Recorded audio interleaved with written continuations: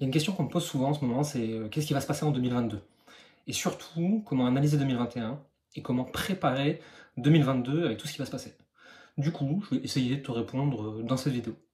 Aussi, je suis actuellement malade, donc si tu me sens un peu essoufflé, je ne vais pas mourir, tu t'inquiètes pas, c'est normal, ça va bien se passer. Bonjour à tous et bienvenue dans cette nouvelle vidéo. Aujourd'hui, on va parler de 2022.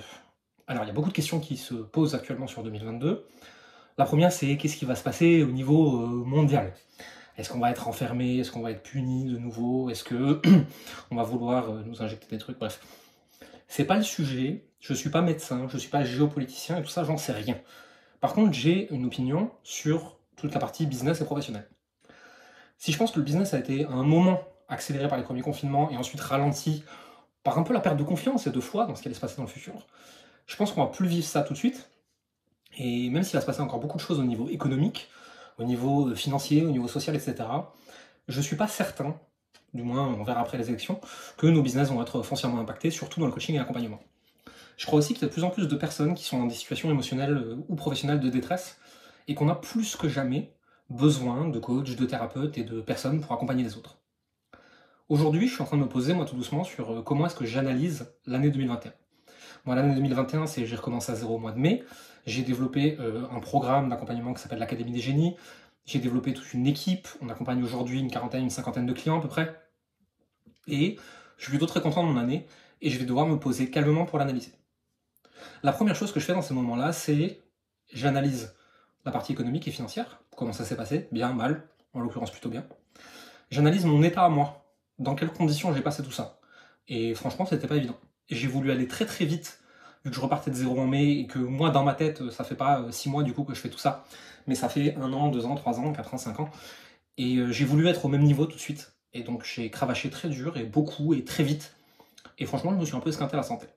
Au niveau nerveux, au niveau fatigue. D'ailleurs, je suis tombé malade, c'est pas pour rien. C'est aussi parce que j'ai pris une semaine de vacances et que j'ai décompensé. Donc je vais me poser sur ces choses-là, je vais me demander, ok, spirituellement, où j'en suis, ok, personnellement, dans ma vie perso, où j'en suis, avec mes amis, où j'en suis, etc. Et je vais me demander ce qui était bien, ce qui était moins bien, peut-être que je vais mettre des notes, j'en sais rien. Et je vais analyser, je vais me dire, ok, qu'est-ce que je change pour l'année prochaine? Et donc, à partir de toutes ces informations, je vais préparer 2022. Je vais me dire, professionnellement, qu'est-ce que je veux atteindre? Chiffre d'affaires, personne dans l'équipe, satisfaction des clients, surtout. Je vais me demander personnellement, qu'est-ce que je veux atteindre? En l'occurrence, je vais me marier, c'est déjà pas mal, je pense. Je vais me demander spirituellement, est-ce que j'ai fait le chemin que je voulais faire, si toutefois on doit vouloir un chemin de ce côté-là. Je vais me demander personnellement, est-ce que ça pourrait être mieux? Je vais me demander, est-ce que j'aurais pu être un meilleur ami? Je vais me poser toutes ces questions-là. Il y a beaucoup d'aspects personnels, spirituels et toutes ces choses-là qui sont difficiles à expliquer et j'ai pas de bonne réponse et j'en sais rien. Et je peux pas te dire ce qui est juste pour moi parce que je le sais pas et ce sera de toute façon pas la même chose pour toi. Par contre, ce que je peux t'expliquer, c'est comment je vais faire professionnellement. Comment je vais faire pour améliorer les taux de satisfaction, pour définir mon chiffre d'affaires, combien je veux de clients l'année prochaine, etc. Et pour ça, je vais me poser en fait ce que je fais systématiquement sur ma vision à 10 ans, sur ma vision à 5 ans, sur mon objectif à 1 an, et sur ce que je dois faire tous les trimestres pour en arriver là. Et à partir de tout ça, en fait, je vais définir un plan d'action. Si tu ne le sais pas encore, actuellement, je suis en train de préparer une webconférence, un atelier, si tu veux, puisque ce sera participatif, que je vais donner la semaine prochaine. Il y a encore 4 jours pour s'inscrire, je te mets le lien dans la description. C'est justement comment analyser 2021, comment préparer 2022. Et bien sûr, j'irai beaucoup plus loin dans cet atelier avec les personnes qui seront présentes que je ne peux le faire dans une vidéo YouTube. Finalement, je suis assez optimiste pour 2022 parce que je me rends compte que l'être humain a énormément de résilience professionnelle, de résilience personnelle, etc. Franchement, on vient de vivre 18 mois dégueulasse, c'était un enfer ce qu'on vient de vivre.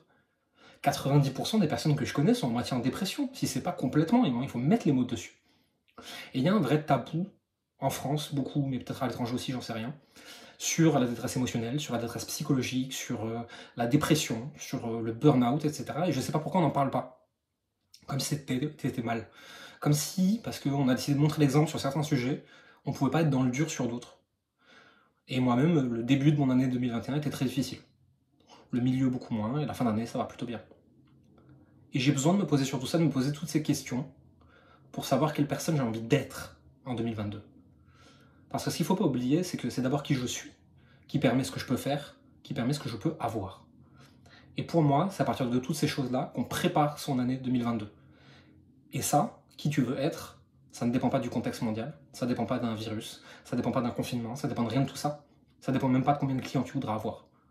qui tu veux être, sa part de toi, et tu as une maîtrise complète sur qui tu as envie d'être.